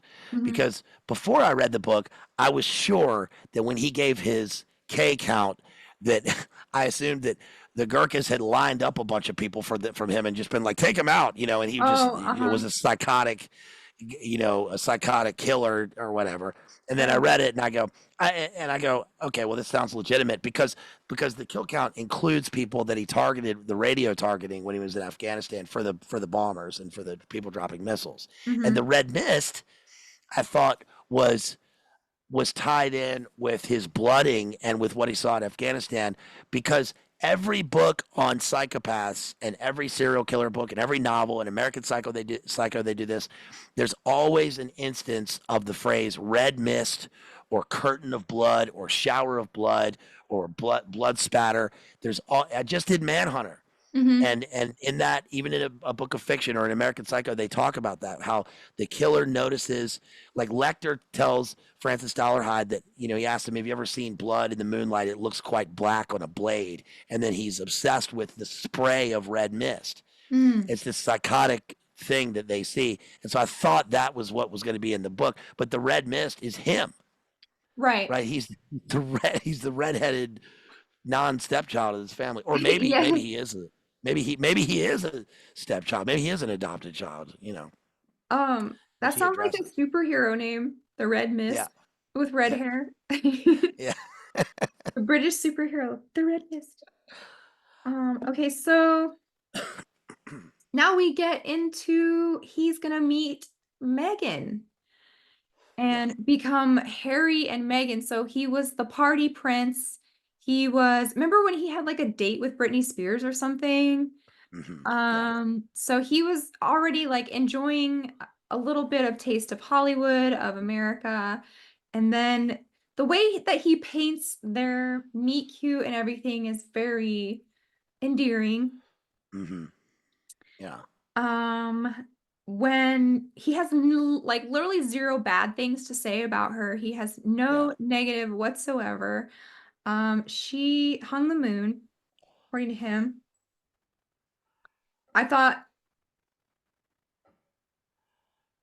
when she met the Queen and Prince Andrew on the same day without a warning, that's a hmm pretty surreal moment in any person's yeah, life, yeah, right? that's weird. Yeah, And you have to yeah, learn to curtsy on the spot, and you don't even know, like, you just thought you were going to meet someone's grandma, and she's the Queen of England. yeah. There's a thing with Americans that Americans don't bow to Yeah. foreign, to monarchs, to foreign emissaries. Yes, I know. um which was You're the big about. deal with, big deal with Obama bowing to the Emperor Hirohito, or whoever it was. Mhm. But again, I mean, I just had recently read another thing about how Meghan was. I read one today in the Daily Mail about how the Queen snubbed Meghan and Harry at some event or whatever, and in the book he says, no, the Queen liked Meghan, Mhm. and and now this could be his, rose-colored glasses or whatever, but she approves the wedding. She approves the beard, and then she goes and asks her to hang out. And they go and she gives her a choice of her personal tiaras, Mhm. right? And then they go off together and they do something. They went on some tour together, the Queen and Meghan. They So I went thought, hunting or something. yeah. So it's Yeah, like, to me that's more believable, because it's like it's his grandmother.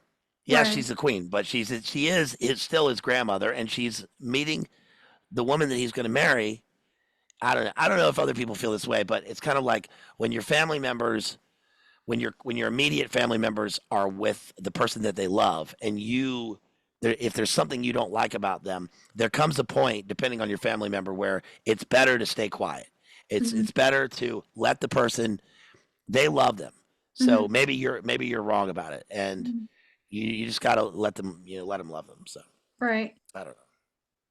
Well, yeah, they painted a very tender-hearted type of relationship between Queen Elizabeth and Harry. Uh, so this is where we're getting into media is going to be used as a weapon against Hmm. Meghan and Harry. Yeah.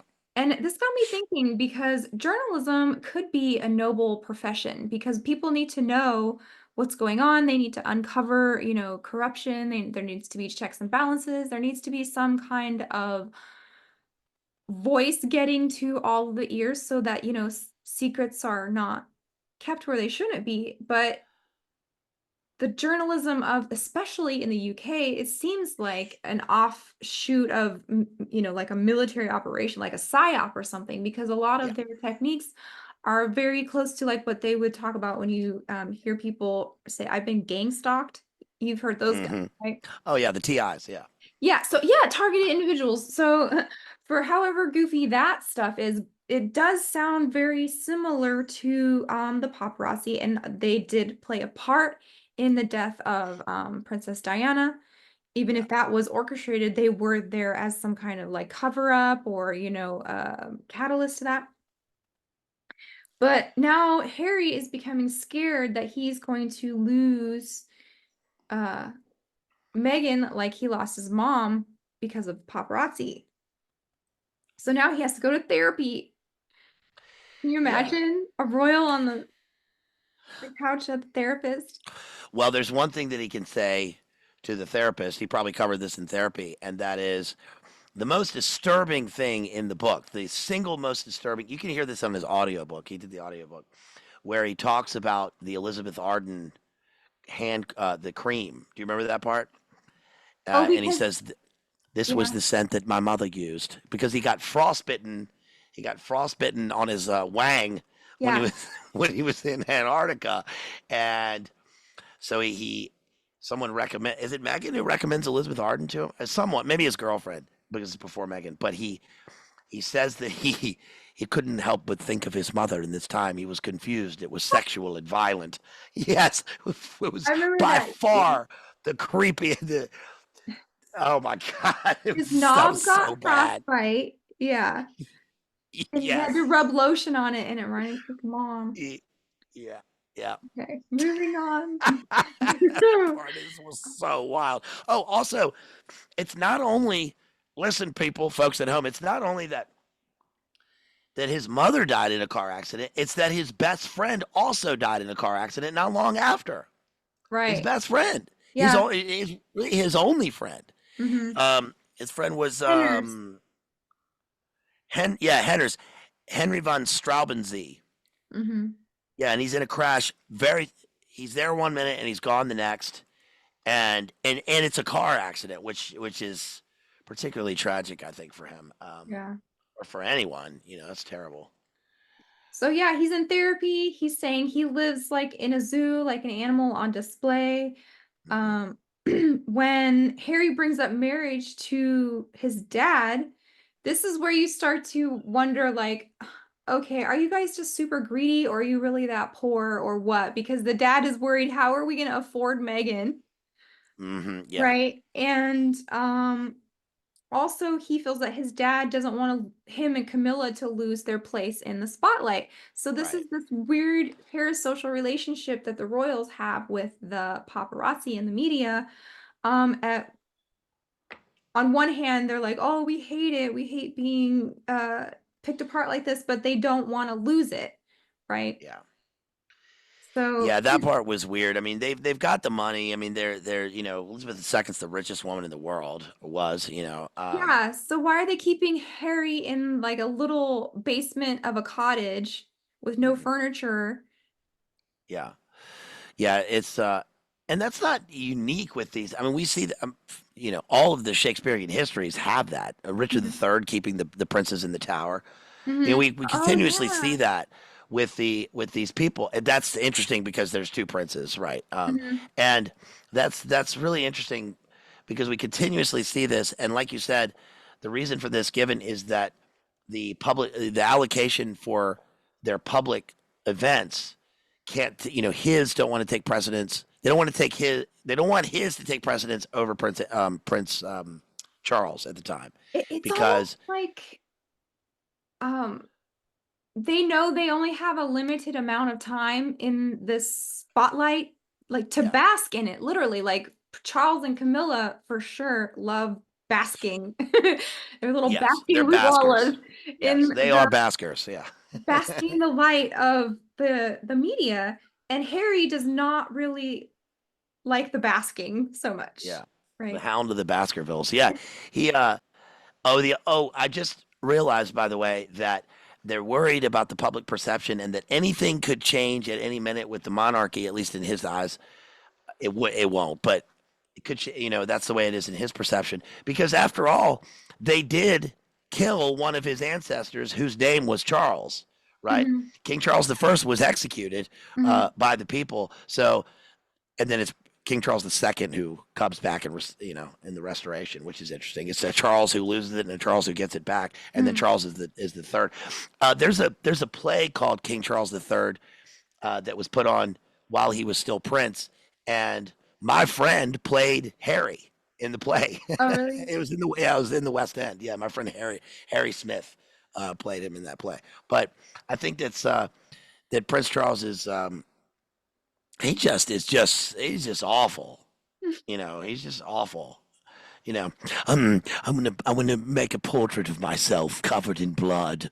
Oh, Mm. yeah. Oh, the butterfly doesn't represent anything. It's not symbolic. It's like the only thing you see in the painting that's visible besides him washed in blood Right. as Prince Dracul is the monarch butterfly because it's a monarch, Yeah. but it's also obviously the obvious monarch symbolism. But then you see spirits and ghouls and demons and dead people in the paint. You do see that. It's clearly there, and I think it's rich.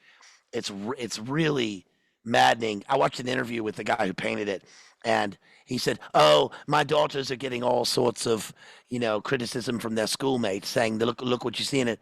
And they say, "Well, is there any symbolism?" And he says, "No, it's just a painting." Oh, so you're a painter, and you don't believe in that there's symbolism in art. Right.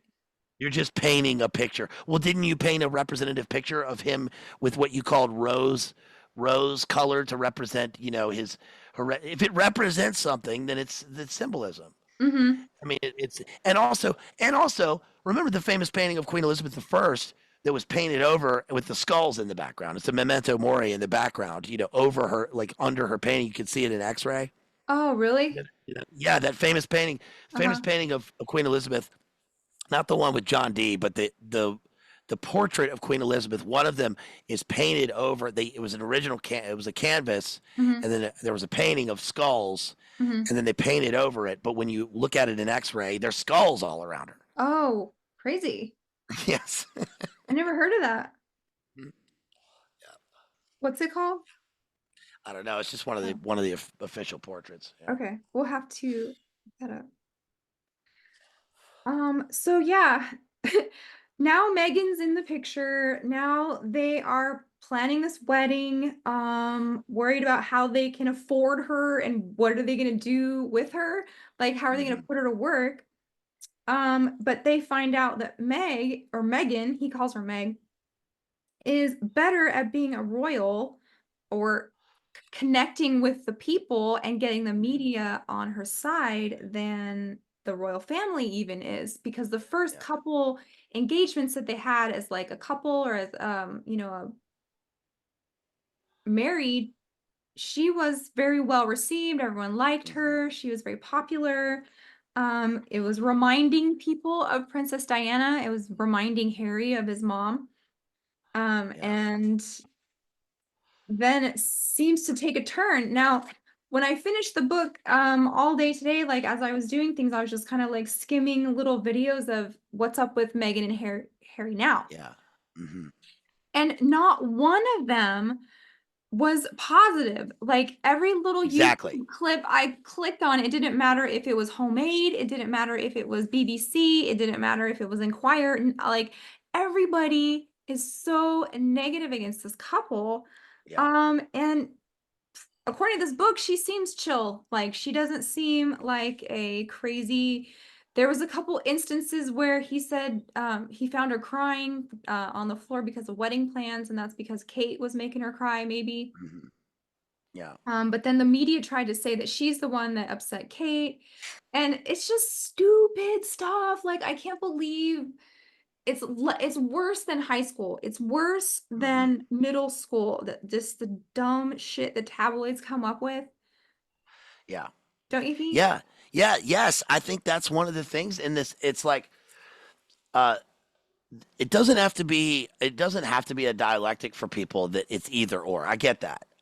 If people, if, that's something to consider as a sort of counter argument for this, but it is clear to me that if every single person in the media, which we hate, right, is against them, has nothing positive to say about them. They'll be like, oh, he was walking his children. Can you believe he walked them on a rainy day? Yeah. Right, he put them at risk, right? Or they were riding bikes, a bike, Hmm. right? And it's like, if that's the case, then yes, I don't like, going to Oprah for the interview and all the wacky stuff and the Beyonce and the media, and I don't like any of that stuff. And I'm not saying that's good, but it's also not good that the Mockingbird people, who are clearly, like you mentioned before, who are clearly, especially in the British establishment and in the MSM here, it's in fact, that's what it's built on, is all CIA, MI6, MI5, SIS, all psyops continuously. Then that seems like that would be, we should like take a second look at that and see if there's any truth to anything that they're saying. Maybe some of the things that they say are true, maybe the rumors, but like you were saying, who cares? Yeah. You know? I mean, what was the dumbest one? It was like, did Megan put Princess Charlotte's life in danger by asking her to wear flowers in her hair at the Right? wedding? Yes. Yeah. That had to be the worst one. And it's Yeah. just like, come on, like anything uh wouldn't be triple approved and scrutinized by tons of staff. And I mean, he couldn't even have a beard or not unless he asked the queen. Yeah. Yeah. So every last detail, they act like Megan just came in like a bull in a china shop and started like busting up stuff. And Yeah. it's not true. Like they're not going to let anything happen that they don't want to happen. It's also ironic that the media pushes issues related to RACE so much, and then Mm. there's the continuous overtone. I mean, he brings that up, and he falls too far into that. About his sort of belief system then becomes very very wokish. About all that stuff. Well, it's But funny because but they it were, is, go ahead. yeah. No, it's just obvious that it just seems to me that, I mean, he doesn't. I don't know. He's not. On the one hand, I was going to say he's not in the chat, so he's not based like everybody else is. But actually, maybe he could be, right. He could be in the he Well, could be in the chat. I always Yeah. had it in my mind that maybe Megan got scared of, the shape-shifting people and like Yeah. like got freaked out at one too many I don't know, Well, parties. she didn't help when at the wedding she had the shape shifting, shape shifting Lizardos dancing at the wedding. Do you remember that Oh scene? yeah. That was so bad. They're like they're literally doing shape shifting gin dances at the wedding, like you know, sticking tongues out, and they're all looking at each other. But maybe the royal family was, maybe Prince Charles was giving eyes and stuff because he was like, "That's our thing, right? You Right. can't, you can't have that. You can't have that. Well, How did they learn the ritual, right?" Harry said that Prince Charles really liked Meghan. I don't know. Yeah. King Charles, I'm sorry. Sorry. Mm. My liege, He the he king. I did, one of the other motifs in the book is the never complain, never explain Uh-huh. thing that he comes up with on. He says that earlier on in the book, on page 88. He says, that was his sort of watchword. That was his like mantra: never complain, never explain. That's the standard principle of the royal family, and that he takes that to heart. And that's sort of a British stiff upper lip mentality. But it can play against him in a number of ways because he never speaks. But it's also noble. It's also noble when a person sort of does that, when they have that mentality, especially like let's say in the professional world or just in general to take on a more stoic sort of mentality. Um, Do on you, one part, I'm sorry, go ahead. well, do you think that they painted Harry and Meghan in a negative light to contrast the William and Kate, who were like already beloved and parents and doing everything perfectly, and Kate was always dressed perfectly? Do you think that maybe that was part of the official narrative that Meghan and Harry would be a kind of scapegoat or a black sheep just to keep things interesting? Um, Yeah. is that an Well, unspoken thing or what? I mean, Harry sets the stage for that at the beginning of the book when he says basically in other words that he is the whipping boy. He's the Mhm. official whipping boy, so that we kind of come to expect that. Also, that the way that I mean, I like Kate. I liked the way that Kate was portrayed. It's just that she's a nice looking woman, and they have a family, and I think that that's beautiful. If that. Um, and I'm not saying I don't know. I like that. I like that they have a family, they have kids, and that they are parents. I mean, that's rare. That's rare in the world Mhm. now, and so I think they're sort of portrayed that way. Also, there's probably a kind of unconscious hereditary thing happening with the fact that their monarchy was abdicated with a guy who went off to marry an American. Mhm. Before, I mean, that was Mm, Edward the mhm, Eighth. That already happened. That caused a huge stir in their country.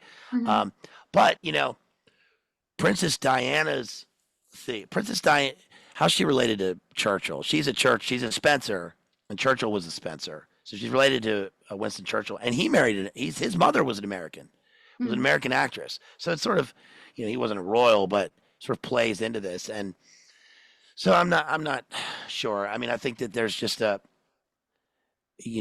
oftentimes the media will just designate the person that they hate in order to drive Yeah, sales or whatever it is, yeah, or power for the power structure. Obviously, yeah. um, maybe it's the fact that Harry doesn't seem to be uh, towing the line for the stabbies and the V word and the perennialism like Charles was. I'm sure he's stabbied, of course, Mhm, probably. But the one part I wanted to mention was in chapter 13 of the book on page 139 when he's in Afghanistan. I found this very, very compelling. So just to go back a little, he has a call sign which is Widow 67, and they place him behind the lines, but he's designating the radio calls for the bombing raids.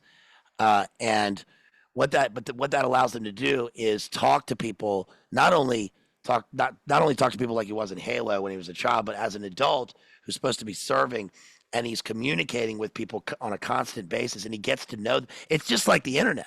mhm, He's talking to people that he doesn't know in real life, and they don't know that he's Harry, mhm, but he's designating the bombing raids, and he says like that was the most connected he felt to other people his whole life mhm, because he's doing something that, yeah, I mean, he there's an irony involved in all this because it's the elites that are driving the war and that are taking people out in the first place in this war. mhm. But that's, I mean, he didn't plan the war, so, Right. but he's still thriving on people doing a job, the guy doing the job in the war. Actually, I suppose the argument, is always that he's doing a noble job. He's serving his country. He's protecting other people, and that's how he sort of feels about it. So I thought that part was pretty compelling. Yeah, and he always considered his grandma still his like commander in chief. Mm-hmm. Yeah. He was never super rebellious or treasonous or anything like that. Like I always thought he was very Yeah. respectful. But he just Yeah. put Megan first. I mean, as I thought that's pretty sincere and noble of Mm, him to do just in life anyways. If you want to have a nice family, you're gonna have to put her first. yeah. Yeah. Um Yeah. And they have but children. yeah, and Mm, unfortunately, so now we're kind of getting to the end of the book. The two couples relationship is dissolving. mm-hmm. Kate and Megan don't get along. in my weird conspiracy fantasies, I'm thinking they're trying to get Megan to do like, I don't know, Rosemary's Baby stuff and like do stuff Yeah. with her baby. I don't know what's going on in the layers of this royal family, the descendants of Dracula. Yeah. He Um, fights William. yes, so Remember? William comes and they Yeah. scrap.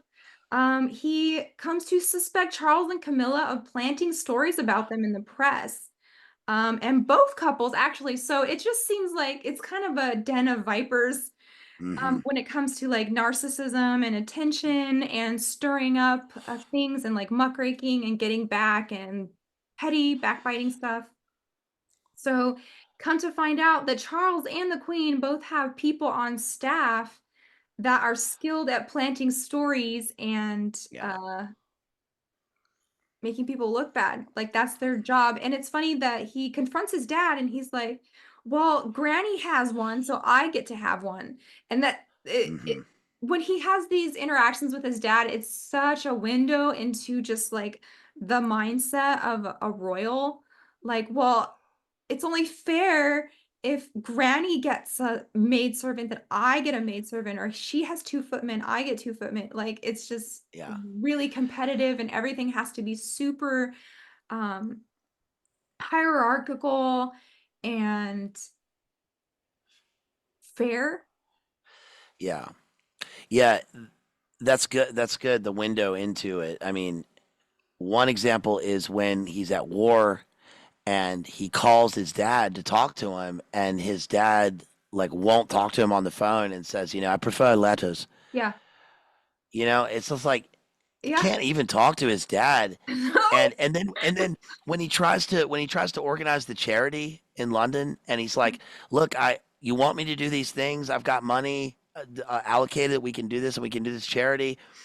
And then they're like, and like you were saying, like they're like, "No, then it wouldn't look good for me because of my public appearances." And he's like, "I just want to do a charity. This Yeah. is my job. I'm supposed to be doing. I didn't know it was going to be such a big deal. So, Yeah. No, your thing falls on the same day as my thing, and the paper might write more about you than it writes about me. It's yes, super yeah, childish. yeah, So it's he's trying creepy. to share with his dad things that Megan is teaching him. Like there's a ton of science showing how unhealthy it is to be publicly hated and mocked. Uh I huh. believe that. And I believe there's something to a person who gets a lot of applause and just like think of, your typical pop star having 80,000 people screaming your name and applause and Yeah, all of that energy going into you. That can be very addictive. yeah. And at the other end of the spectrum, all the people hating on you, that's very draining. Um, Hmm. I I have like the tiniest nth of experience with that. I hate negative comments. I hate it when Hmm. people put things on YouTube. I'm going to turn the comments off probably because I don't want to hear it anymore, but I couldn't Here's imagine if you want to know everybody one thing that bugs me is when I text.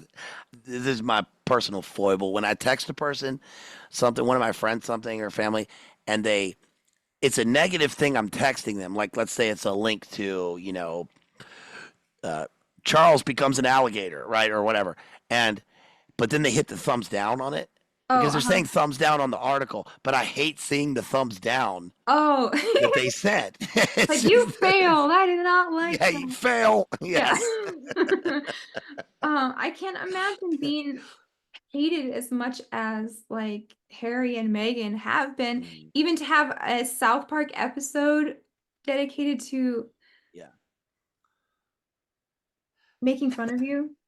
yeah. So Maybe now they're he on the he run. probably watches he probably watches he probably watches South Park, so maybe he thinks that's funny. I Well, mean, I maybe, don't yeah, know. maybe that's cool. That's like a badge of honor anyways, because they're always so funny. Hmm. But they're always so true. Like, stop looking at me, but look at me, right? Yeah. In South Park, they called it their world privacy tour. Hmm. Because as soon as you don't have it, then you're empty again. So it's this double-edged sword. They're not looking at me. Um, I have to do something real fast. And also they're running out of money because the dad is going to cut him off. He takes Yeah. he pulls a security, which is $6 million a year. So now Harry and Yeah. Meghan have to figure out how to baseline make $6 million a year to stay alive because they need the Yeah. security team. Yeah, they have a few options here. They Yeah, can either join the club and start contributing to the black book budgets, right, fall and in running line. the global fentanyl trade or whatever. Yeah. They can start doing the thing that apparently Princess Diana was trying to expose when she died, which is the worst thing, the typical creeper TRAF Hmm. thing, which is Hmm. sort of is are some of the allegations and implications are why she was taken out. Or they can go get a Netflix contract, right, and start making documentaries and do a podcast or whatever. Which So they have explored all of these avenues. yeah. They were on Spotify and that did not go through. Uh, Mm, they have a new Netflix coming out, I think in December, like a two-part thing. But hmm like what honestly, what do you expect from this poor boy? Okay. hmm He has no Business, you can make investments, but I don't even know if they allow him to have control over the capital to do that. he So had no viable life skills when he had to flee his family home. He was like, a discarded trad wife being put out to pasture with no work mm, history, no resume. I mean, he did have these experiences of like the army and stuff, but he said of his own accord, he's like, I don't know how to do bureaucracy things. Like I never carried money, I never had a bank account, like everything was taken care of yeah, for me. And now he has to figure out how to do life from scratch. yeah, he could be a bag man like Hunter Biden and then get scolded by becoming an artist. That's why Joe Biden made him an artist, right? Oh He was yeah. like, "Listen, you're gonna become a you're gonna become a you're gonna become a Skittles man. We're gonna make you into an artist." And he's like, "No," because the laptop was exposed. Or he could run a Black Ops thing with his Gurkha contracts, Right. Gurkha contacts, and run some sort of global Blackwater operation. I don't. What are his options? Yeah, he's Yeah. an entertainer at this point. You're never going to escape being a royal because that's what you hmm are. So you might as well lean into it and, Yeah. be entertaining. So Yeah. we're back at Frogmore Gardens at the end of the book. And they're talking about it coming full circle about the media. And he said, I snorted. There was always a but with him when it came to the press. He's talking about Charles because he hated their hate, but oh, how he loved their love. One could make the argument that therein lay the seeds of the whole problem, indeed, all problems going back decades. Deprived of love as a boy, bullied by schoolmates, he was dangerously, compulsively drawn to the elixir they offered him, which Mm, was fame and yeah. media. Do you remember when he took DMT? Or no, he took ayahuasca. He took yache. Oh, yeah. Yeah, and he sees the red mist. Uh-huh. And I wrote my note at the top of that was Gnostic prison planet. Uh, um, and what else? He doesn't understand tweets. Right. He like doesn't understand them at all. He doesn't understand Yeah. what that is. He doesn't understand like the comments. He's like, how can they allow people to say such negative things? Right? They do is say negative things, and it's like, what do you mean how? This is what happens. Yeah. Um, but at the end of the book, page 391, I wrote rigorous infantilization Truman Show. He talks about the Truman Show, how he Hmm. feels like he's in a again in some sort of prison planet. Hmm. Um, he talks about how Queen Elizabeth II, his granny, laid the wreath for him. Hmm. Remember when he wasn't allowed back Hmm. on Remembrance Day, on Armistice Day, to go lay the wreath? That's why I have this puppy here, folks. This isn't because of Helmand Province in Afghanistan, where he was serving with the largest opium fields in the world. This is because of the Battle of the Somme, because that's what they were in England, because he's not allowed to go back and lay the wreath at the tomb. Oh, and then he talks about the ceremony when he went to the Tomb of the Unknown Soldier in America and how affected he is by it, because he said, and this I thought this was great. He says, in England, you go and you lay the wreath, and he wasn't allowed back, and so he got his grandmother to lay the wreath for him, which was that was sweet. But then he says in America, when you do it, that you hold the wreath with a soldier, which conveys the sense of passing on. There's a living person and there's a military person, and they are laying, politics and the military, and they're laying the wreath together Hmm. or something, and, Hmm. and, and so it symbolizes the passing on of the military spirit, like with a sense of honor. Right. And he says that how much that really affected him. So I think that's a manly thing, because we often see Harry as portrayed as being extremely beta and soft and just a total, cuck with a lot of this stuff. But I'm not Mhm. sure that that's accurate. I mean, he is portrayed that way, and we do see him talking like that, which is unfortunate. But I think there's a sense of stoicism that we get. That's weird that I would get a sense of stoicism from this book, when it's the book in all the reviews were portrayed as Harry complains and is whining and telling stories on people, Mhm. which in a Um, sense he's doing, but that's any autobiography in a sense, I guess. I didn't get that sense at all. I just overall, a lost boy who had a gap of Hmm. um nurturing, and he found that in Megan. I mean, Yeah, he was starving and she was there, and she hit right. all the boxes, and she was good on camera, she was pretty, she Hmm. was poised, she was successful. Um, How she about was when he ready. doesn't cry? He Yeah. never cries. Oh About they yeah. can't cry Right. because it's that, it's the prep school thing. He can't cry until the first time he ever cries about his mother is the day that he tells his girlfriend that he's not going to marry her. Hmm. Right, which I thought was a heavily dramatic moment. Great for a Netflix series. you Right. know? Because the girls, there was only a couple girls. Like, he wasn't a womanizer like they try to make him out to be, a party guy, Yeah, but he only had one or two girlfriends before he yeah, met Megan. And they could not handle this. yeah, And it seems like Megan couldn't really either. Like, yeah. so they had to flee, or he was going to be under this paparazzi for the rest of his life. And I'd much rather live in Montecito, California than Mhm. Windsor Castle for sure, or wherever they were Yeah. living. Yeah, where But where is that where they live? They live in Montecito, or do they live in like Calabasas next to the Kardashians? I forget where Montecito's they up live. north, Oh, like okay. Central Okay. California. Yeah. Okay. But so yeah, you brought up the Remembrance Day, the poppy, the dying soldiers. So death is a cloud that hangs over this entire story. And Mhm. he's ruminating at the end. He's like, are we literally a death cult? Because so many of our ceremonies are about death. They have to do this thing where they had to walk behind Princess Diana's coffin, Yeah. and Oh, he yeah. had to do that walk several times. So much of his life is about death. And he goes, but now I see that even our finest moments and my best memories somehow involve death. Our lives were built on death, our brightest days shadowed by it. Looking back, I didn't see spots of time, but dances with death. I saw how steeped we were ourselves in it. We christened and crowned, graduated and married, passed out and passed over our beloved's bones.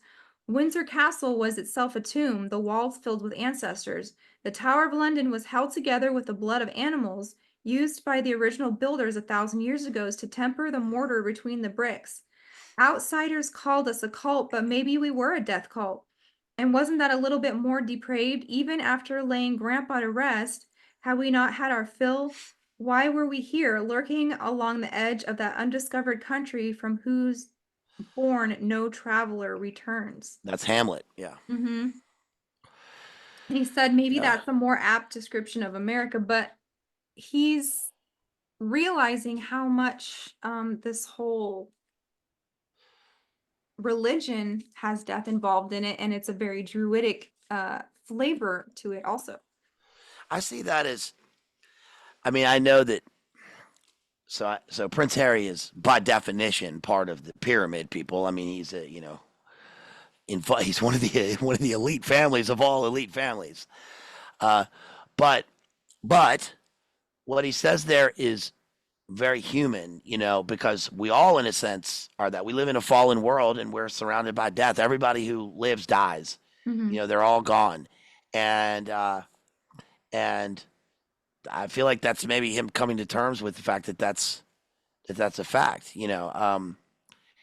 especially with this overhanging his mother. You know, I mean, death hangs over us all in some way. Mhm. Fortunately, we have the chance for life. You know, we live. We got to keep living, and we have eternal the promise of eternal life through Christ. Um, but he yeah, I think that that's him coming to terms with it in a number of ways. It is interesting though that he becomes sort of aware in an adjacent sense of the death cult atmosphere of what surrounds his family. You know, he's Mhm. getting a glimpse of what people like us see about this whole thing. Mhm. And so yeah, I thought that's what makes for when he says why are we here? I mean, that's the purpose of all art. That's the purpose of all art. What are we doing here? What's our relationship with God, and what are we supposed to do while we're here? How do we get along with each other? How do we make our way through life? Mhm. So I felt like that was my thought about that was that was a him sort of getting a glimpse into what people are supposed to think, about going through life. Of course, I don't know. I mean, you know, it's just a really interesting book. It's voluminous in terms of its story. What Hollywood would say is storytelling, and Mhm. it again is the complete opposite of something like the J.D. Vance book Hillbillyology, which I was not. I read it and I wasn't even going to do an analysis on it, but it wasn't even enough to give me material. It was just totally synthetic. It was like a person trying to come up with an origin story. And Right. maybe the stuff was true or factual, but it didn't read that way. It didn't read like I had any sort of connection with it. And Yes. this I really felt was somebody like talking like a person. So Right.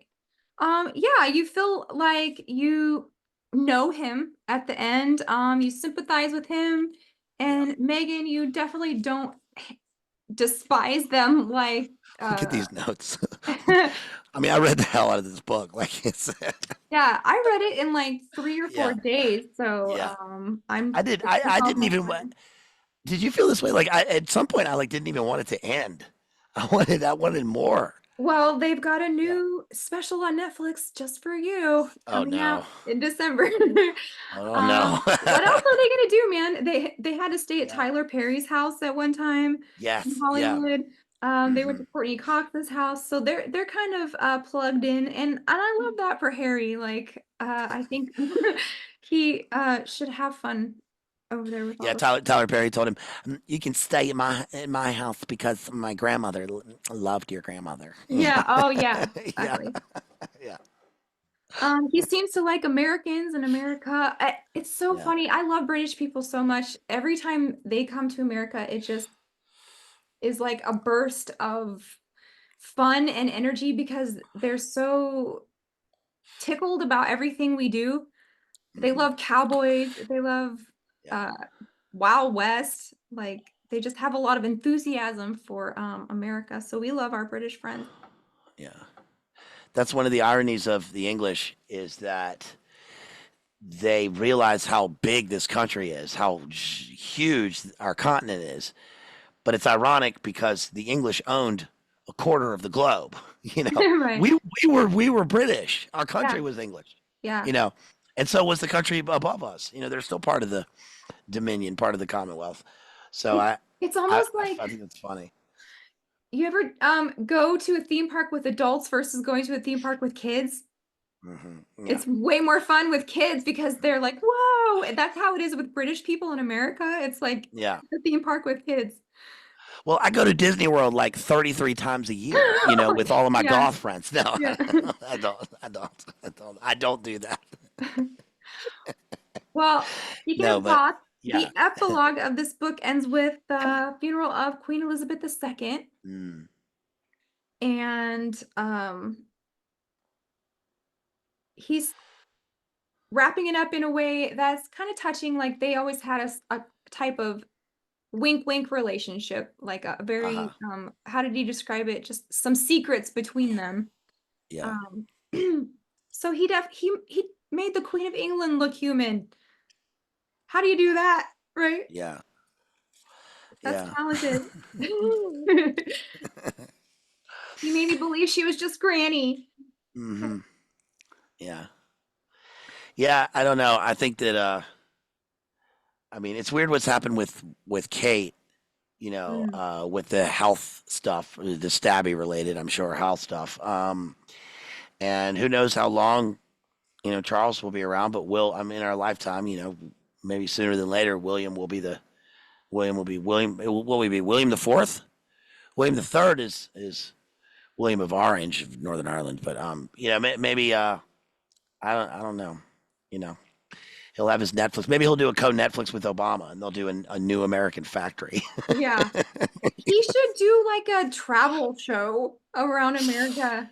Yeah, That would like a Carl Pilkington, but in America with Prince Harry and Meghan. yeah. He did. He did Bear Grylls. Oh, He did didn't. he? He did Bear Grylls, Man versus Wild. Yeah, I think Oh, he did really? that. That's Yeah. funny. Well, that was Prince Harry's spare, and I guess Mm, me and yeah. BLA are team Harry and Meghan now. I don't know. Yeah. Yeah. And next time you see us, we'll probably be doing what? Dinosaurs? Yeah. Yeah. We got to Visiting do. dinosaurs, real or sus? What do you think? Yeah. We got to do dinosaurs. Uh-huh. There's a bunch of stuff to cover. Um, I will be doing next. What am I doing? I don't know what I'm gonna. I think I'm gonna do a stream coming up on Friday the third. You know what? I should just do Twilight. I'm doing so Friday the 13th. So Yeah. coming up is my birthday this coming weekend. So I'll probably do a call-in stream or something, and maybe I'll do Twilight since we're getting into pumpkin spice fall, and I'll Ooh, cover Twilight. Okay. vampires again. I covered vampires 2 years ago on my birthday, so maybe I'll do Twilight again. Nice. Related to the royal family, nonetheless. Yes, of course. Right. Yes. Mm. What does he say in Bram Stoker's Dracula? Uh, the blood that flows through these veins. Right. Yes. Prince Yeah. Dracul. Well, thank you all for coming, and we'll see you next time on Out of This World. Good night. Peace.